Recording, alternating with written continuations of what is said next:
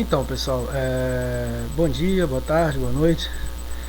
Eu tô gravando esse vídeo porque eu andei pensando sobre algumas questões, né? Esses dias e tal. E são questões assim que eu considero bem interessantes, assim que eu já penso há muito tempo, né? E eu gostaria de então falar um pouquinho sobre essas questões, né? Basicamente, o que eu vou fazer nesse vídeo é tratar um pouquinho a respeito das questões da crença, né? Da fé, da crença, de qualquer tipo de crença, na verdade, e especificamente também, né, claro, tocando na questão da crença da fé religiosa. Basicamente, né, só para falar um pouquinho aqui da minha trajetória, né, eu sou uma pessoa que a religião ela sempre teve presente na minha vida de alguma forma, né? Desde muito pequeno, desde muito criança, eu já me faço alguns questionamentos, né? Vivi algumas situações que a religião, né, acabou entrando na minha vida, mas nunca fui uma pessoa muito religiosa, ligada a alguma tradição, nada disso. Sempre fui um buscador, não só um buscador da espiritualidade, da religiosidade, mas como um buscador que buscava explicações de todo tipo, né? Qualquer tipo de explicação.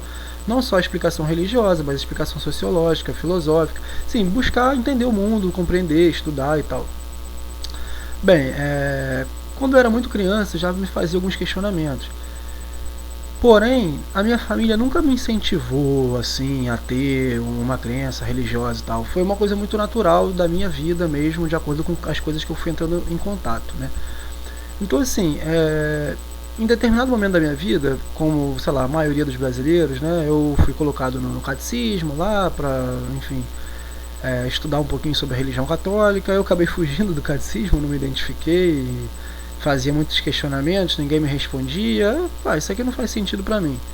E saí, meio que fugi, passaram acho que meses, só depois minha mãe veio ficar sabendo e tal, e beleza.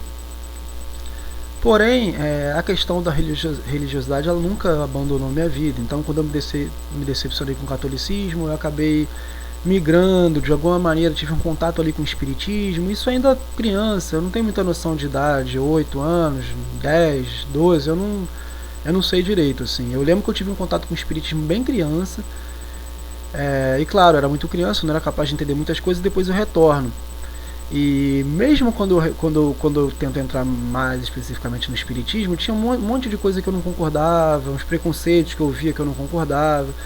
Então, assim, por que eu estou falando tudo isso? Porque hoje em dia existe uma ideia muito consolidada, principalmente em alguns circuitos, alguns círculos intelectuais e tal, de que hoje em dia, nesse mundo moderno e tal, tratar de questões religiosas, se interessar por alguma discussão religiosa, ter algum tipo de afinidade com isso, é quase que não querer enfrentar os avanços da modernidade, ficar preso a um passado, né, a um passado que já não volta mais e tal, um paraíso perdido.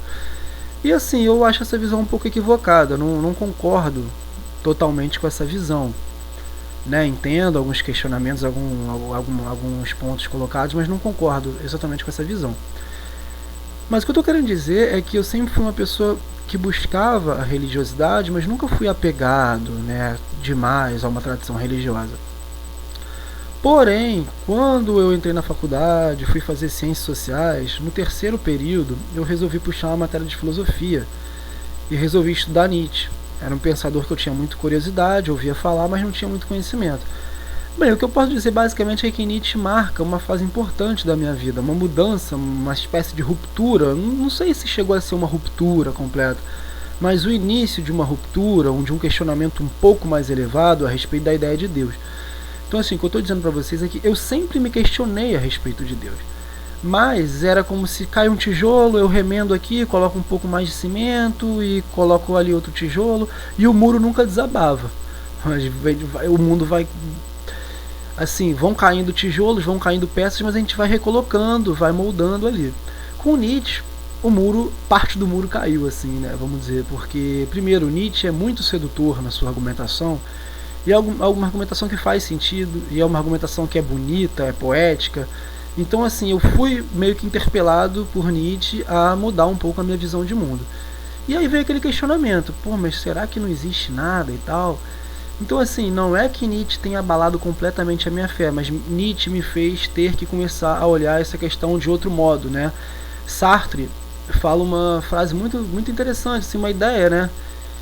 Do existencialismo, que é assumir a responsabilidade sobre a sua própria vida, e ele vai dizer, olha, depois que você alcança um certo nível de liberdade, não tem como você voltar atrás. Você não consegue retornar ao passado, né? Muitas pessoas às vezes ficam querendo voltar para um passado que não existe mais. Não dá para você retornar esse passado. A vida é em direção ao futuro. Então depois que você tem acesso a um tipo de liberdade, você não consegue voltar atrás. Nesse sentido, Nietzsche ele te coloca num ponto onde não tem mais como você retroceder, não tem mais como você ficar olhando para o passado. Você tem que enfrentar o que ele te colocou. Porém, o que ele te colocou, o que ele te coloca, tem um fundamento histórico. Então não significa que você não possa ter a sua fé. Mas você vai ter que encarar a sua fé a partir da perspectiva colocada por Nietzsche. E avaliar se aquilo está correto ou não, se faz sentido ou não para você. Então, nesse momento, eu tive que começar a me debruçar a respeito de outros assuntos e tal. E eu entrei em contato com um pensador, um filósofo, psicólogo norte-americano, muito importante na virada do século XX, que é o William James. O William James ele é um pensador do pragmatismo, né? Ele entende que a vida ela está ligada a um pragmatismo, que portanto você precisa viver a sua vida pensando naquilo de modo pragmático. O que é melhor para a sua vida? Então, assim, basicamente o pensamento de William James ele vai questionar alguns pressupostos científicos a partir de uma perspectiva muito interessante que ele vai apresentar. O James ele vai apresentar um panorama no livrinho dele chamado A Vontade de Crer, que é um ensaiozinho bem pequeno, onde ele vai falar a respeito das crenças e da crença religiosa.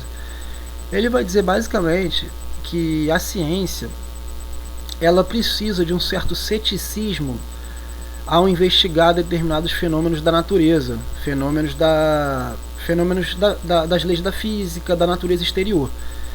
É importante uma dose de ceticismo na ciência, porque se o cientista não for cético, ao olhar para o Sol, por exemplo, para o céu e ver o Sol se mexendo, ele pode tirar, por exemplo, uma conclusão errada de que o Sol gira em torno da Terra, enquanto a gente sabe que é o contrário. Então, assim, o cientista ele não pode acreditar em todas as impressões sensoriais que chegam até ele. Ele precisa de uma dose de ceticismo. Porém, o William James ele vai ter um pensamento muito interessante.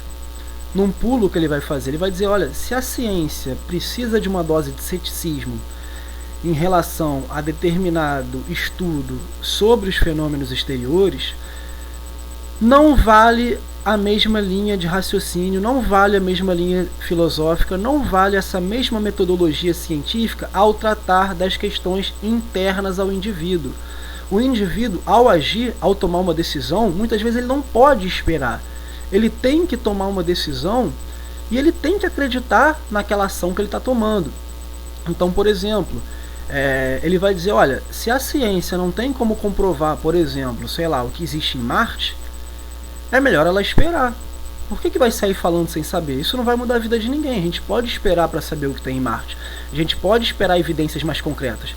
Mas olha, se eu tenho que sair amanhã para resolver uma questão, para resolver um problema de emprego, para resolver um problema familiar, eu não posso ficar aguardando ter elementos suficientes para tomar a minha ação, a minha decisão. Eu tenho que agir. Isso é o pragmatismo de James. Então, assim, é bem interessante quando ele vai começar a analisar essa relação entre ciência e religião. Ele vai colocar a visão, uma visão típica de um cientista, na qual ele vai dizer que esse cientista vai dizer que se um crente opta por acreditar em Deus sem ter evidências científicas, sem ser capaz de, a partir de uma plenitude de capacidade intelectual e científica, que torne para ele clara a ideia de que Deus existe, se não tem como ter uma comprovação científica, então que é quase que uma heresia um religioso se apropriar da religião e dizer que acredita em Deus, já que ele não possui elementos científicos. Então esse cientista, na visão do James, o James vai dizer, olha, esse cientista vai dizer que o religioso ele é quase que um ingênuo, porque ele não é movido pelas suas razões, pela razão, ele é movido pelas suas paixões. Bem, o James aí ele vai ter uma sacada muito interessante. Ele vai dizer que o cientista, ao fazer essa afirmação, ele também é movido por suas paixões, ainda que ele não perceba. Então, por exemplo, esse cientista diria, por exemplo, olha, não, se você é religioso, sem ter evidência científica de que Deus existe, você está equivocado. É melhor você se abster e não tomar partido dessa questão. Deixe essa questão em aberto. Não se posicione, porque você não sabe. Você não sabe, então é melhor você deixar essa questão em aberto. Se você resolve tomar partido de uma posição e dizer que Deus existe, então você está abrindo mão da razão e está deixando as suas paixões, os seus afetos, os seus desejos e as suas vontades te dominarem. Bem, James vai dizer, o cientista faz a mesma coisa. Quando o cientista fala, fique em cima do muro, deixe a questão em aberto, não tome uma decisão, porque você não tem como tomar essa decisão, porque você não tem evidências concretas para tomar essa decisão, esse cientista ele também está movido por um afeto, ele também está movido por uma paixão. É a paixão de criar quase que uma lei científica. Olha, você não pode tomar para si questões pelas quais você não tem certeza. Ora, o que nós mais fazemos na vida é tomar decisões, nos fiarmos em coisas que nós não temos certeza, nós não temos como ter certeza, e é legítimo você continuar acreditando naquilo se você pensa que aquilo te faz bem. Então o James vai dizer, olha, esse cientista ele também é tomado pelo afeto, ele também é tomado por suas paixões. Uma das maiores paixões e afetos mobilizados pelo cientista, no fundo, é o medo. Que medo é esse? O medo de se comprometer com uma coisa que ele não tem como ter uma evidência. Então, assim, como o cientista ele tem medo de apostar numa coisa e depois ser refutado, ele prefere se abster da questão. Mas isso é uma paixão, isso é um afeto de não ser pego numa decisão errada. Na verdade, é um medo de arriscar. Então, assim, é claro que o cientista não tem como dizer Deus existe. Tudo bem, não é da alçada do cientista. Mas quando ele começa a dizer que é ilegítimo, que é errado, que é atrasado, que é ignorante alguém se agarrar à fé só por não ter elementos que comprovem a sua fé, aí ele está agindo com a sua paixão e com o seu afeto. É medo, é ressentimento, são uma série de afetos mobilizados que tentam impedir alguém de acreditar naquilo que ele não pode. Então, assim, a fé é um salto no abismo. Não tem como fugir disso. O crente, ele não acredita porque é um ignorante. Tudo bem, tem várias questões, mas assim, vamos pensar, por exemplo, algum intelectual ousaria defender, acabar com as obras de Picasso ou de Van Gogh, porque existem pessoas que mal compreendem as obras de Van Gogh e de Picasso? Algum intelectual ousaria exigir que se acabasse com a arte, que se jogasse fora as pinturas de Van Gogh, por perceber que muitas pessoas interpretam mal, analisam mal e não têm a mínima noção do que está ali? Não. Eles vão falar assim, não, a arte tem que continuar viva. Então por que eles fazem isso com a religião?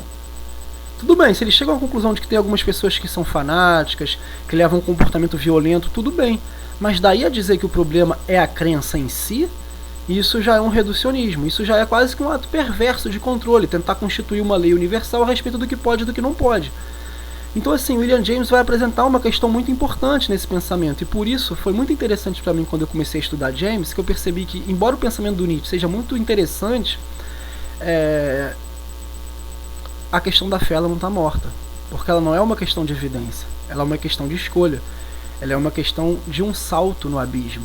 Assim, todas as decisões que nós tomamos em nossa vida, as decisões mais importantes, nós tomamos sem ter evidências científicas ou qualquer evidência intelectual dentro da nossa mente de que estamos tomando a decisão correta. Então, assim, se eu largo o emprego em troca de outro emprego, eu nunca vou saber se o que eu fiz era a melhor decisão. Se eu mudo de cidade, se eu mudo de país, se eu termino um relacionamento, se eu troco de faculdade, eu nunca vou saber.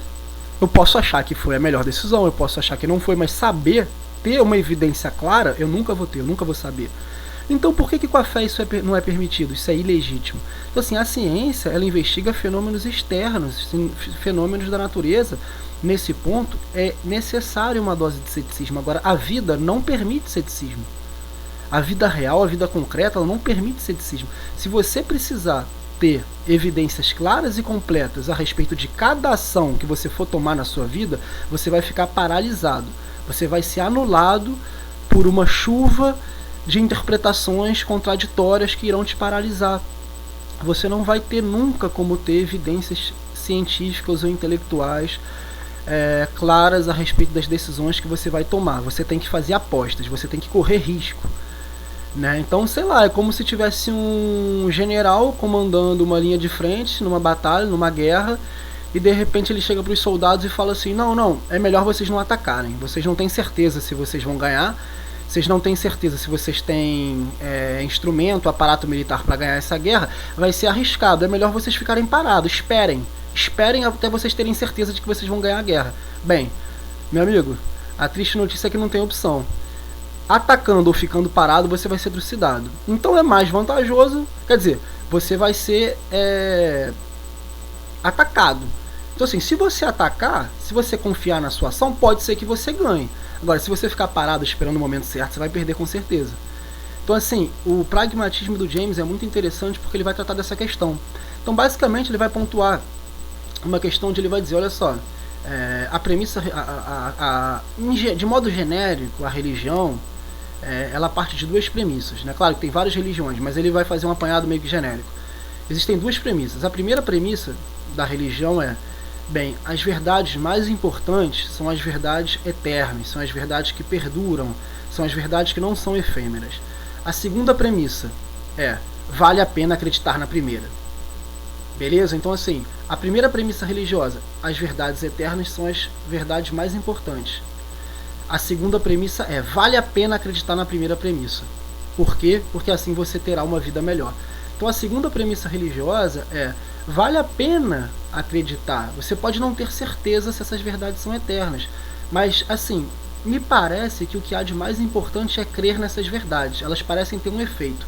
Então assim, a segunda premissa é, vale a pena acreditar nessas verdades, ainda que você não tenha evidência, porque você sente que aquilo te faz bem, você sente que aquilo ali tem algum tipo de potencialidade, né? Então assim, a questão é que vale a pena você se fiar nessa verdade, ainda que você não tenha evidências, se é que essa verdade te faz bem, se é que essa verdade te torna mais pleno.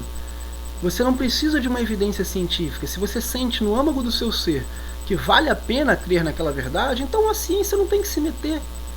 Porque ela não é da alçada da ciência se meter nessa questão, ela vai estar equivocada se ela disser que você não deve crer, né? Então assim, o James ele vai dividir a busca pela verdade e ele vai partir do princípio de que sim, tá, existem os céticos. O James não vai se posicionar no lado dos céticos que negam a verdade. O James vai dizer, olha, existe a verdade, assim, estamos partindo do princípio que existe a verdade, mas existem dois modos de encarar a verdade: o absolutismo e o empirismo. O que é o absolutismo? O absolutismo é a crença de que existe uma verdade e a crença de que é possível você saber quando alcançou a verdade. Essa é uma visão típica da escolástica medieval, na Idade Média, né? Os filósofos da Idade Média, eles acreditavam que existia uma verdade e eles acreditavam que quando eles acessavam aquele conhecimento, eles tinham como comprovar que aquilo era verdade. E o empirismo não. O empirismo ele acredita na existência da verdade, mas ele acha que não é possível ter certeza de ter alcançado a verdade naquele momento. Então assim, a verdade existe, mas eu nunca vou ter certeza se eu alcancei essa verdade mesmo. Então o James vai dizer que hoje em dia o empirismo é típico da ciência. A ciência ela acredita na verdade, mas ela sabe que talvez ela nunca tenha chegado à verdade última. Então sei lá, Newton chega a uma conclusão da física. Aquela conclusão está correta dentro de determinada perspectiva, mas pode ser que alguém rompa com aquela verdade. Pode ser, por exemplo, como acontece com Einstein, a teoria da relatividade, que haja uma nova verdade construída em cima daquele postulado. Então assim, a verdade ela existe, mas eu nunca vou ter certeza se eu alcancei a verdade última. Então o empirismo estaria ligado à ciência. Enquanto hoje, segundo James, o absolutismo estaria ligado à filosofia, porque o filósofo ele constrói um sistema fechado, muitas vezes para não permitir questionamentos à sua filosofia. É claro que ele vai se debater, ele vai ser questionado e vai retrucar. Mas de modo geral, o filósofo ele constrói um sistema, né, os chamados sistemas filosóficos. Eles são fechados em si mesmo. Eles tentam provar que aquela teoria, que aquele sistema está correto em si mesmo. Então o filósofo ele acredita que é possível chegar à verdade e ele vai dizer, olha, encontrei a verdade, essa teoria vai explicar que a verdade é assim, assim, assado.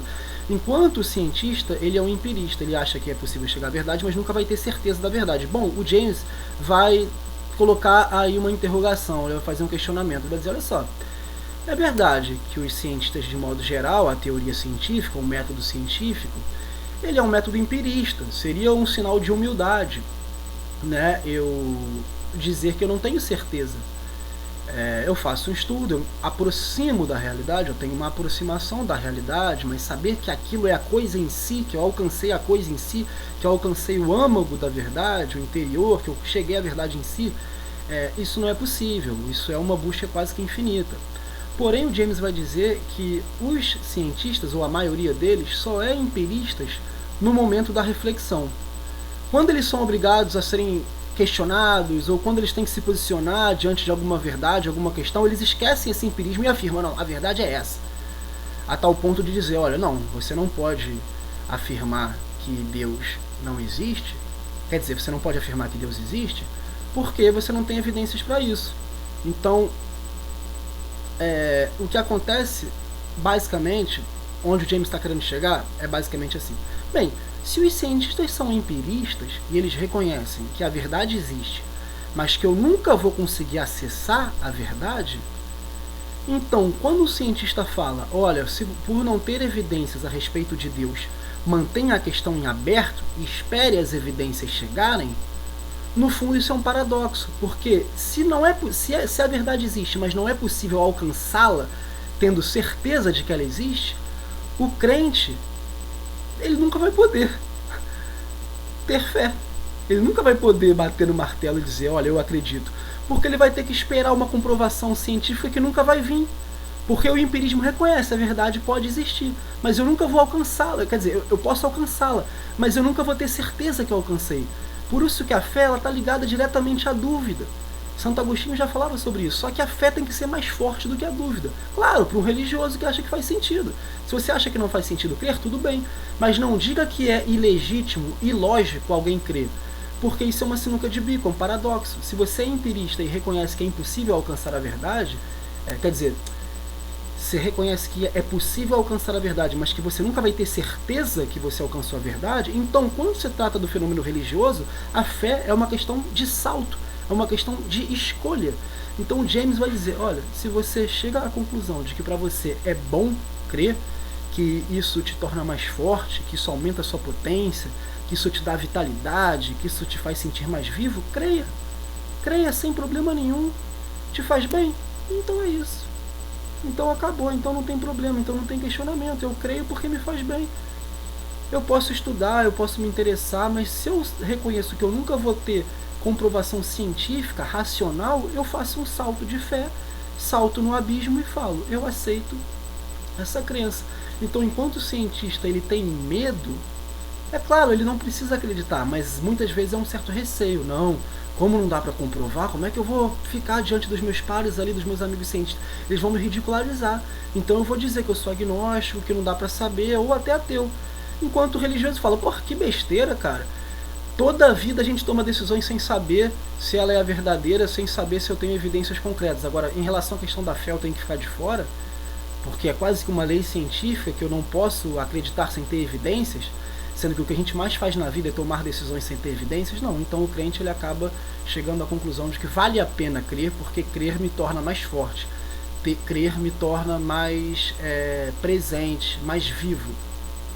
Isso é interessante até quando a gente vai pensar em Nietzsche, porque no fundo o pensamento de James e de Nietzsche, no fundo, interpretado a uma luz mais próxima, não são pensamentos tão distantes. James acha que pode ser bom crer em Deus. Nietzsche acha que crer em Deus é necessariamente ruim. Porém, há uma coisa que aproxima a teoria dos dois. Basicamente, o que é essa coisa? Nietzsche não vai dizer que você não deve crer em Deus porque você não pode provar a existência de Deus. Nietzsche não está preocupado diretamente com essa questão da verdade. Nietzsche não vai dizer que você não pode crer em Deus porque a ciência diz que não existe, ou que a ciência comprovou que não existe, até porque, enfim, claro, a ciência não comprovou e nunca vai comprovar porque não tem como.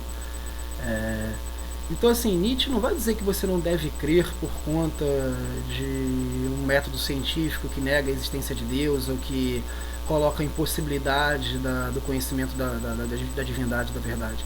Até porque Nietzsche é um crítico da ciência, Nietzsche é um crítico radical da ciência. Nietzsche vai dizer assim, olha, eu acho que você não deve crer em Deus porque acreditar em Deus te enfraquece. Porque você acha que o bem é o bem, então você fica achando que o seu bem é o único bem que existe, enquanto várias outras pessoas, várias outras sociedades vivem de outra maneira. Você vive com medo do inferno, você tem medo do pecado. Então a religião, ela te mobiliza, ela te prende, ela te enfraquece. Bem, o pensamento de Nietzsche tem a sua lógica. Por isso que eu digo que é sedutor e é belo, é poético. Nietzsche é maravilhoso no seu argumento, e por isso que me seduziu muito na época, e ainda gosto muito de Nietzsche. Então Nietzsche não vai dizer que você não pode crer por conta do método científico que nega a possibilidade de conhecer Deus. Nietzsche vai dizer não deve crer em Deus, porque crer em Deus não é bom, não te torna mais vital, não te aumenta a vitalidade, não te aumenta a sua força, pelo contrário, enfraquece. Então a base da teoria de Nietzsche não é uma briga com Deus por conta de uma possibilidade ou não de conhecer Deus. É porque Nietzsche vai dizer, olha, só vale a pena viver aquilo que te dá prazer. Só vale a pena viver aquilo que te dá potência. Só vale a pena viver aquilo que te dá força, que te dá vitalidade. Na visão dele, a religião não dá força, não dá vitalidade. É claro, Nietzsche tem uma interpretação muito específica da religião e uma interpretação muito específica do que é o cristianismo. Então, assim, a visão de James, no fundo, não é tão diferente de Nietzsche. James fala, se crer em Deus te faz bem, se crer na transcendência te faz bem, creia. Não se preocupe com o que diz a ciência. Nietzsche vai dizer a mesma coisa, só que não em relação à religião. Ele vai dizer, olha, acredite, viva por qualquer coisa que tenha sentido, que te engrandeça, que te dê potência e que te dê vitalidade. Independente do que dizem por aí, independente do que diz a ciência, independente de qualquer coisa. Viva a sua verdade, aquilo que te dá potência, aquilo que te dá vitalidade no âmago do seu ser. Não se preocupe com a imposição de uma lei externa que quer controlar a sua individualidade, que quer dizer como você deve agir. Isso é muito interessante, isso me lembra muito uma frase do Tolstói, que ele vai dizer basicamente que a ciência pode responder a muitas coisas, mas que a ciência nunca pode responder que decisões eu devo tomar na minha vida, e muito menos a ciência pode me dar resposta acerca dos mistérios da vida e da morte, por exemplo. Então, assim, a religião, ela serve para muitas coisas, a ciência, ela serve para muitas coisas, a não ser para o principal, te dá um guia, te dá um norte,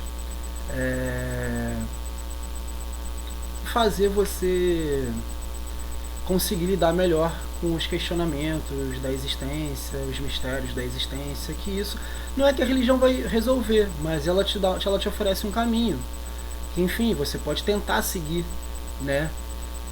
Se todo o método empirista e todo o método científico depende de uma busca pela verdade, para alcançar a verdade, eu me ausentar da busca de Deus simplesmente por achar que não é possível alcançá-lo, por si só já pode ser considerado um ato de covardia, porque eu nunca vou entender Deus se eu não buscá-lo. Então, assim, não é ilegítimo buscar Deus, é legítimo, se te faz bem, perfeito. Então, a ciência é importante para muitas coisas, mas ela nunca vai resolver as questões mais fundamentais. E, assim, só você pode resolver. Não é que você vai resolver por completo, mas só você pode tentar resolver. Se você ficar esperando uma resposta de fora, não vai dar certo. Então, basicamente, é isso que o James vai apresentar pra gente. Ele vai meio que abrir os caminhos da crença, mesmo quando a crença não tem meios eficazes de ser comprovada. Ele vai dizer, olha, a maioria das coisas, as coisas mais importantes da vida, as decisões mais importantes da vida, elas exigem um ato da fé, um ato da vontade, um exercício da vontade. E isso ninguém pode te dar, nem a política, nem a ciência, nem a família, e muitas vezes nem a religião. Mas é um certo trilhar da religiosidade, é um certo trilhar da espiritualidade, é um certo experimento quase que científico da divindade, uma tentativa e erro, uma tentativa de seguir esse caminho, que ao longo do caminho vai te fazer perceber se aquilo te faz bem ou não. Se você não tentar, você não vai conseguir. É por isso que James vai tornar totalmente legítima a crença em Deus, ainda que não haja elementos científicos para a comprovação de Deus. Beleza, gente? Então era isso, só queria tratar um pouquinho dessa questão e, sei lá, de repente depois até gravo um vídeo explicando melhor algumas coisas, porque o livrozinho do James é um ensaiozinho muito pequenininho, mas assim, pô, tem uma porrada de coisa interessante lá pra gente pensar. Beleza? Então, valeu.